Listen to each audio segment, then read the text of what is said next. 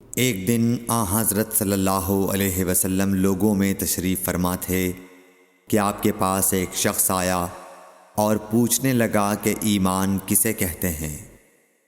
آپ صلی اللہ علیہ وسلم نے فرمایا کہ ایمان یہ ہے کہ تم اللہ پاک کے وجود اور اس کی وحدانیت پر ایمان لاؤ، اور اس کے فرشتوں کے وجود پر، اور اس اللہ کی ملاقات کے برحق ہونے پر، اور اس کے رسولوں کے برحق ہونے پر، اور مرنے کے بعد دوبارہ اٹھنے پر ایمان لاؤ۔ پھر اس نے پوچھا کہ اسلام کیا ہے؟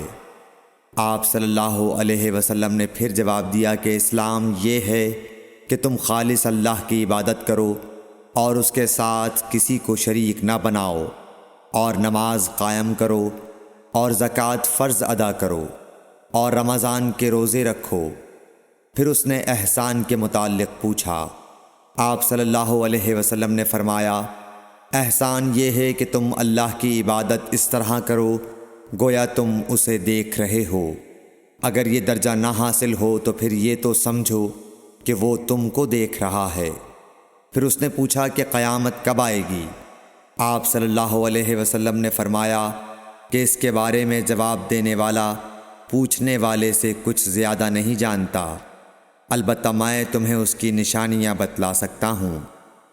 وہ یہ ہیں کہ جب لونڈی اپنے آقا کو جنے گی، اور جب سیاہ اونٹوں کے چرانے والے دیہاتی لوگ ترقی کرتے کرتے مکانات کی تعمیر میں ایک دوسرے سے بازی لے جانے کی کوشش کریں گے۔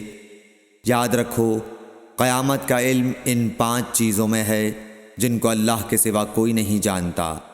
پھر آپ صلی اللہ علیہ وسلم نے یہ آیت پڑھی کہ اللہ ہی کو قیامت کا علم ہے کہ وہ کب ہوگی۔ پھر وہ پوچھنے والا پیٹھ پھیر کر جانے لگا۔ آپ نے فرمایا کہ اسے واپس بلا کر لاؤ۔ لوگ دوڑ پڑے مگر وہ کہیں نظر نہیں آیا۔ آپ صلی اللہ علیہ وسلم نے فرمایا کہ یہ جبرائیل علیہ السلام تھے جو لوگوں کو ان کا دین سکھانے آئے تھے۔